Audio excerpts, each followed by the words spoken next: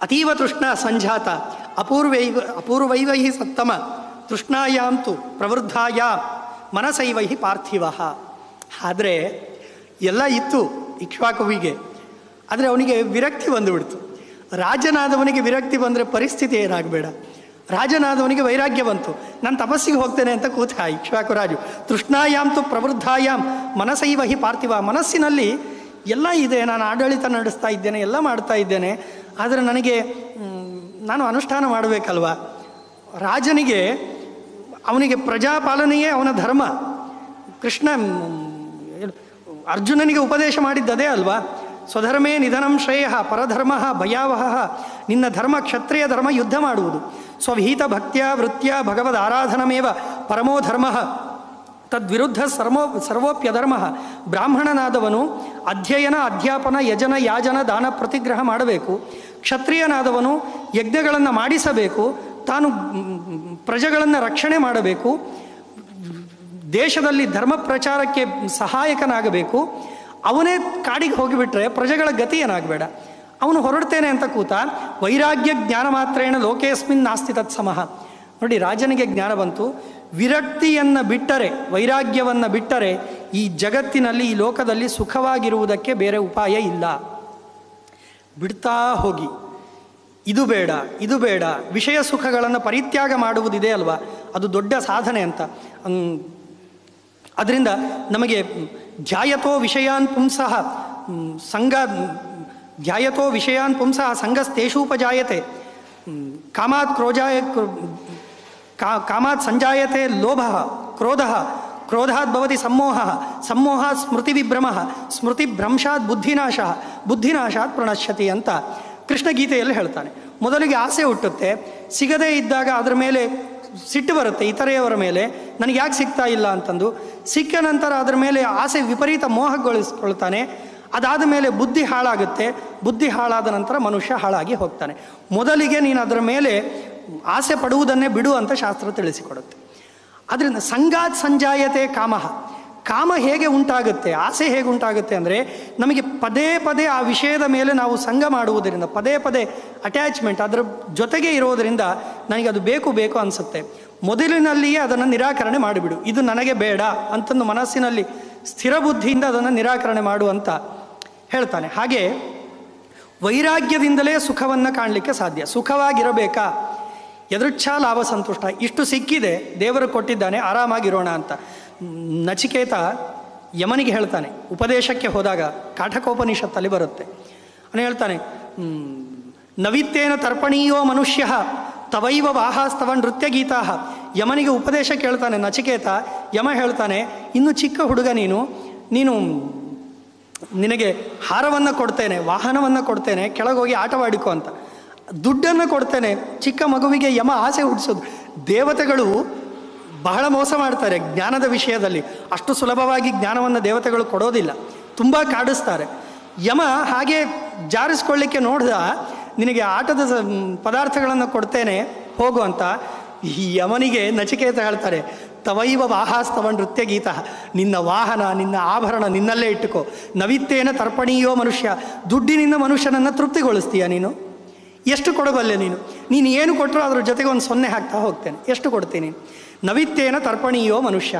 ಮನುಷ್ಯನನ್ನು ದುಡ್ಡಿನಿಂದ ತೃಪ್ತಿಗೊಳಿಸುತ್ತೇನೆ ಅಂತನ್ನುವುದು ಅದು ಸುಲಭದ ಮಾತಲ್ಲ, ಅದು ಸಾಧ್ಯವೇ ಇಲ್ಲ. ಹೀಗೆ ಆ ವಿರಕ್ತಿ ಇದೆಯಲ್ವ, ಬೇಡ ಅಂತ ಅದು ಬಹಳ ಕಷ್ಟ, ಹೇಳಿದಷ್ಟು ಸುಲಭ ಅಲ್ಲ. ಅದನ್ನೇ ಅಭ್ಯಾಸ ಮಾಡಿಕೊಂಡು ಅದನ್ನೇ ತಿಳಿದುಕೊಳ್ಳಬೇಕು ಅಂತ. ಹೀಗೆ ವೈರಾಗ್ಯ ಮಾತ್ರ ಸುಖಕ್ಕೆ ಕಾರಣ ಅಂತ ತಿಳಿದುಕೊಂಡು ಅವನು ಹೋಗ್ತಾನೆ. ಏನು ಮಾಡಬೇಕು ಅಂತ ಗೊತ್ತಾಗೋದಿಲ್ಲ. ವಸಿಷ್ಠರ ಹತ್ರ ಕೇಳ್ತಾರೆ, ಪುರೋಹಿತರ ಹತ್ರ ಏನು ಮಾಡಬೇಕು ಅಂತ. ವಸಿಷ್ಠರು ಹೇಳ್ತಾರೆ, ಭಗವಂತನನ್ನು ಧ್ಯಾನ ಮಾಡಪ್ಪ ಅಂತ ಹೇಳ್ತಾರೆ. ಮತ್ತೆ ಪುನಃ ವಾಸುದೇವ ಮಂತ್ರದ ಧ್ಯಾನವನ್ನು ಮಾಡ್ತಾನೆ. ಎಂಥ ವಾಸುದೇವ ಮಂತ್ರ! ಆಚಾರ್ಯರು ಹೇಳ್ತಾರೆ, ಗರ್ಭರೋಗ ಜರಾ ದುಃಖ ಸಂಸಾರ ಬಂಧನೈ ನವಾಧ್ಯತೆ ನರೋ ನಿತ್ಯಂ ವಾಸುದೇವ ಅನುಸ್ಮರನ್ ಅಂತ. ವಾಸುದೇವನನ್ನು ಸ್ಮರಣೆ ಮಾಡಿದರೆ ಮತ್ತೆ ನಿಮಗೆ ಗರ್ಭವಾಸ ಆಗುವುದಿಲ್ಲ, ಮತ್ತೆ ತಾಯಿಯ ಹೊಟ್ಟೆಯೊಳಗೆ ಬರುವುದಿಲ್ಲ, ಅಂದರೆ ಮತ್ತೆ ಜನ್ಮ ಸಿಗುವುದಿಲ್ಲ, ಮೋಕ್ಷ ಆಗುತ್ತೆ ಅಂತ ಅರ್ಥ. ಗರ್ಭ ರೋಗ ಹುಟ್ಟಿದನಿಂದ ಹಿಡಿದು ಸಾಯುವವರೆಗೂ ಒಂದಲ್ಲ ಒಂದು ರೋಗಗಳು ನಮ್ಮನ್ನು ಆಕ್ರಮಿಸ್ತವೆ, ಅದು ಇರುವುದಿಲ್ಲ. ಜರ ಮುಪ್ಪೆನ್ನುವುದೇ, ವಯಸ್ಸಾಗುವುದೇ ಒಂದು ರೋಗ. ಅದು ವಯಸ್ಸಾಯಿತು ಅಂದರೆ ಇಂದ್ರಿಯಗಳು ಮಾತು ಕೇಳುವುದಿಲ್ಲ, ಸೋತು ಹೋಗ್ತೇವೆ ನಾವು. ಆದ್ದರಿಂದ ಇವೇ ದುಃಖಗಳು. ಗರ್ಭವಾಸ ಅನ್ನುವುದೊಂದು ದುಃಖ, ವಯಸ್ಸಾಗುವುದೊಂದು ದುಃಖ, ಯೌವನದಲ್ಲಿದ್ದಾಗ ಬೇರೆ ಬೇರೆ ದುಃಖಗಳು. ಈ ರೀತಿಯಾಗಿ ಒಂದೊಂದು ಕಾಲದಲ್ಲಿ ಒಂದೊಂದು ರೀತಿಯಾದ ದುಃಖಗಳು ನಮ್ಮನ್ನು ಆಕ್ರಮಿಸ್ತವೆ. ವಾಸುದೇವನನ್ನು ಸ್ಮರಣೆ ಮಾಡಿದರೆ ಆ ದುಃಖಗಳು ಇರುವುದಿಲ್ಲ. ನಿರಂತರ ಸ್ಮರಣೆ ಮಾಡುವಂಥ ಧ್ಯಾಯನ್ ನಾರಾಯಣಂ ದೇವಂ ಇಮಂ ಮಂತ್ರಂ ಸದಾ ಜಪ ಓಂ ನಮೋ ಭಗವತೆ ವಾಸುದೇವಾಯ ಅಂತ ಹೀಗೆ ಉಪದೇಶವನ್ನು ಕೊಡ್ತಾರೆ. ಈ ಮಂತ್ರವನ್ನು ಜಪ ಮಾಡುವಂಥ, ಈ ಜಪವನ್ನು ಮಾಡಿದವರು ಇವತ್ತಿಗೂ ಮರಳಿ ಬರಲಿಲ್ಲ, ಎಲ್ರಿಗೂ ಮೋಕ್ಷ ಆಗಿದೆ ಅಂತ ಅವರ ಜ್ಞಾನ ದೃಷ್ಟಿಯಿಂದ ವಸಿಷ್ಠರು ತಿಳಿಸಿದರು. ಈ ರೀತಿಯಾಗಿ ತಾನೂ ಕೂಡ ಅರ್ಚನೆ ಮಾಡಲಿಕ್ಕೆ ಶುರು ಮಾಡ್ತಾನೆ. ಅವನು ವಾಸುದೇವನನ್ನು ಸ್ಮರಣೆ ಮಾಡುವ ಮುಂಚೆ ಗಣಪತಿಯನ್ನು ಆರಾಧನೆ ಮಾಡಿದ ಅಂತ ಪುರಾಣ ಹೇಳಿಕೊಡುತ್ತೆ. ಅದು ಸುರಕ್ತ ಕುಸುಮೈಹಿ ಹೃದಯೈಹಿ ವಿನಾಯಕ ಮಥಾರ್ಚಯತ್ ರಕ್ತಚಂದನ ತೋಯೇನ ಸ್ನಾನಪೂರ್ವಂ ಯಥಾವಿಧಿ. ಗಣಪತಿಯ ಬಣ್ಣ ಹೇಗಿದೆ?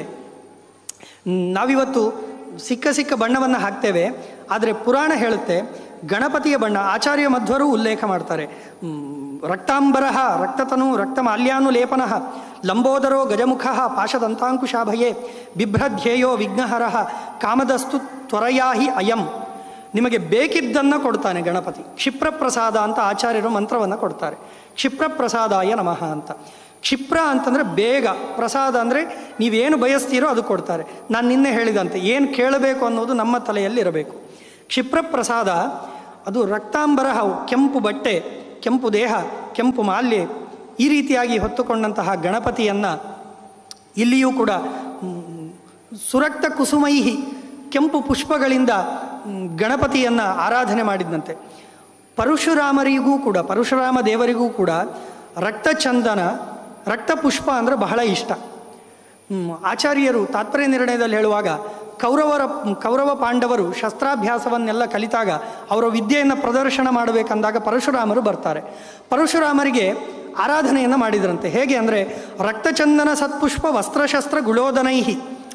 ಆ ಗುಡಾನ್ನ ಅಂದರೆ ದೇವರಿಗೆ ಇಷ್ಟ. ಪರಶುರಾಮ ದೇವರಿಗೆ ಗುಡಾನ್ನ, ಬೆಲ್ಲದಿಂದ ಮಾಡಿದಂತಹ ಅನ್ನ ಗುಡಾನ್ನ, ಅದು ಪರಶುರಾಮರಿಗೆ ಇಷ್ಟ. ಕೆಂಪು ಪುಷ್ಪ, ರಕ್ತಚಂದನ, ಇದರಿಂದ ಪರಶುರಾಮರಿಗೆ ಆರಾಧನೆ ಮಾಡಿದಂತೆ.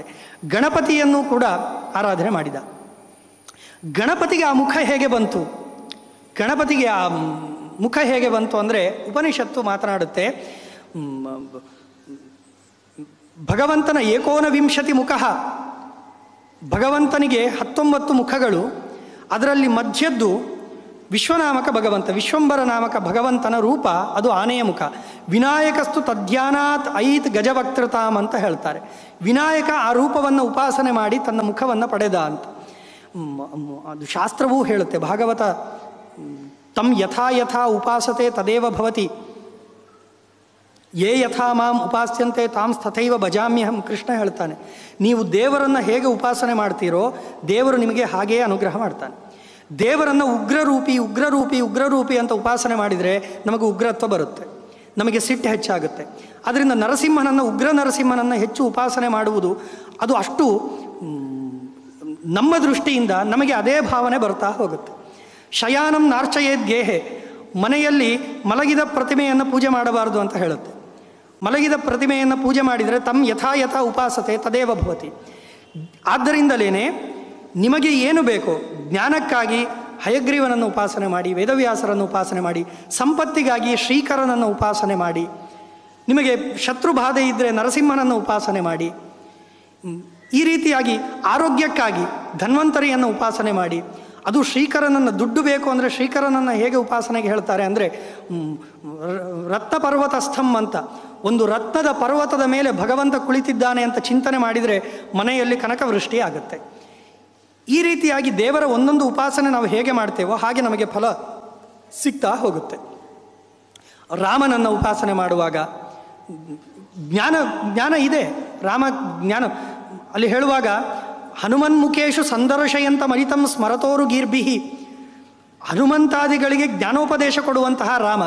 ನಮಗೆ ಅಂಥ ರಾಮನನ್ನು ನಾವು ನೋಡೋದಿಲ್ಲ. ರಾಮನನ್ನು ಉಗ್ರರೂಪವಾಗಿಯೇ ನಾವು ನೋಡ್ತೇವೆ, ಸಂಹಾರ ಮಾಡಿದ ರಾವಣನನ್ನು ಅಂತ. ಅದೂ ಬೇಕು, ಆದರೆ ಜ್ಞಾನ ಕೊಡುವ ರಾಮನನ್ನು ಚಿಂತನೆ ಮಾಡಬೇಕು. ಕೃಷ್ಣನನ್ನು ನಾವು ನವನೀತ ಚೋರತ್ವೇನ ಉಪಾಸನೆ ಮಾಡ್ತೇವೆ, ಹಾಗೆ ಮಾಡಬಾರ್ದು. ಜ್ಞಾನವನ್ನು ಕೊಡ್ತಾನೆ ಕೃಷ್ಣನನ್ನು ಸ್ಮರಣೆ ಮಾಡಿದರೆ ಸಂಸಾರ ದುಃಖವೇ ನಾಶ ಆಗುತ್ತೆ. ಹೀಗೆ ಗಣಪತಿಯ ಬಗ್ಗೆ ತಿಳಿಸುವಾಗ ನಾವು ಗಣಪತಿ ಆ ರೀತಿಯಾಗಿ ಉಪಾಸನೆ ಮಾಡಿದ ಆ ಮುಖವನ್ನು ಪಡೆದ ಅಂತ ಆಚಾರ್ಯರು ತಿಳಿಸಿಕೊಡ್ತಾರೆ. ಹೀಗೆ ಗಣಪತಿಯ ಉಪಾಸನೆಯನ್ನು ನಡೆಸಿದ ನಂತರ ಮತ್ತೆ ಭಗವಂತನನ್ನು ಉಪಾಸನೆ ಮಾಡಬೇಕು ಅಂತ ತೊಡಗ್ತಾನೆ. ಆಗ ಚತುರ್ಮುಖ ಬ್ರಹ್ಮ ಬರ್ತಾರೆ. ನಮೋ ಹಿರಣ್ಯ ಗರ್ಭಾಯ ಜಗತ್ಪೃಷ್ಟೇ ಮಹಾತ್ಮನೆ ಅಂತ ವೇದಶಾಸ್ತ್ರಾರ್ಥ ವಿದುಷೆ ಚತುರ್ವಕ್ತ್ರಾಯ ತೇ ನಮಃ ಅಂತ ವೇದಶಾಸ್ತ್ರದ ಜ್ಞಾನವನ್ನು ಅದ್ಭುತವಾಗಿ ಪಡೆದವನು ಚತುರ್ಮುಖ ಬ್ರಹ್ಮ. ಎದುರಿಗೆ ಬಂದಾಗ ಇಕ್ಷ್ವಾಕು ನಮಸ್ಕಾರ ಮಾಡ್ತಾನೆ. ಆಗ ಚತುರ್ಮುಖ ಕೇಳ್ತಾರೆ, ಯಾಕಪ್ಪ, ಯಾಕೆ ರಾಜ್ಯಭಾರ ಬಿಟ್ಟು? ಕಿಮರ್ಥಂ ರಾಜ್ಯಭೋಗ್ಯಂ ಭೋಗಂತು ತ್ಯಕ್ವಾ ಸರ್ವಂ ನೃಪೋತ್ತಮ, ಎಲ್ಲವನ್ನು ಬಿಟ್ಟು ಬಂದೆಲ್ಲೋ, ನಿನಗೆ ರಾಜ್ಯಭಾರ ಮಾಡಲಿಕ್ಕೆ ಈ ಜವಾಬ್ದಾರಿ ಇದೆ, ನೀನು ಜಪಕ್ಕೆ ಬಂದು ಕೂತ್ರೆ ಅಲ್ಲಿ ರಾಜ್ಯಭಾರ ಯಾರು ಮಾಡ್ತಾರೆ? ತಪಃ ಕರೋಷಿ ಘೋರಂ ತ್ವಂ ಸಮಾಚಕ್ಷ್ಮ ಮಹಾಮತೆ. ಇದು ಮತ್ತೆ ತಮಾಷೆಯ ತಪಸ್ಸಲ್ಲ, ಇದು ಮಹಾಘೋರಂ, ಅದ್ಭುತ ತಪಸ್ಸು. ಉಪವಾಸ ಮಾಡ್ತಾ ಇದ್ದಿ, ಎಲ್ಲವನ್ನು ಕ್ಷತ್ರಿಯರಿಗೆ ಬೇಕಾಗಿದ್ದೇ ತೋಳ್ಬಲ, ನೀನು ಅದನ್ನೇ ಕಳ್ಕೊಳ್ತಾ ಇದ್ದಿ ತಪಸ್ಸನ್ನು ಮಾಡಿ, ಯಾಕೆ ಅಂತ ಕೇಳಿದಾಗ ಅವನು ಹೇಳ್ತಾನೆ, ಇಲ್ಲ ನಾನು ದೇವರನ್ನು ಕಾಣಬೇಕು, ನೋಡಬೇಕು ಅಂತ ಹೇಳಿದಾಗ ಸರಿ ಆಯಿತು. ಮತ್ತೆ ಅವನು ಮರಳಿ ಹೋಗ್ತಾನೆ. ಆ ಕಥೆಯೂ ಇದೆ. ದೇವರನ್ನು ಆರಾಧನೆ ಮಾಡುವಂಥ ಚತುರ್ಮುಖನೂ ಕೂಡ ಒಂದು ಪೂರ್ವ ಕಥೆಯನ್ನು ಚತುರ್ಮುಖ ತಿಳಿಸಿಕೊಡ್ತಾನೆ.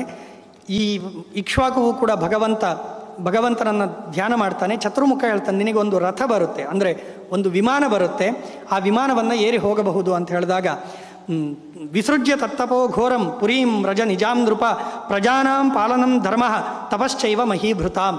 ಒಬ್ಬ ರಾಜನ ಧರ್ಮ ಏನು ಅಂತಂದರೆ ಅವನು ರಾಜ್ಯಭಾರ ಮಾಡಬೇಕು, ಅವನು ದೇಶ ರಕ್ಷಣೆ ಮಾಡಬೇಕೇ ಹೊರತು ತಪಸ್ಸು ಮಾಡುವುದಲ್ಲ. ಆದ್ದರಿಂದ ಪ್ರಜೆಗಳು ದುಃಖವನ್ನು ಅನುಭವಿಸ್ತಾರೆ. ಒಬ್ಬ ರಾಜ ಇಲ್ಲದೆ ಇದ್ದಾಗ ಜನಗಳಿಗೆ ಕಷ್ಟ ಆಗುತ್ತೆ, ಹೋಗಿ ಪ್ರಜೆಗಳನ್ನು ಪಾಲನೆ ಮಾಡು. ಇಕ್ಷ್ವಾಕು ಚಿಂತೆಯನ್ನಾಸ್ತೆ.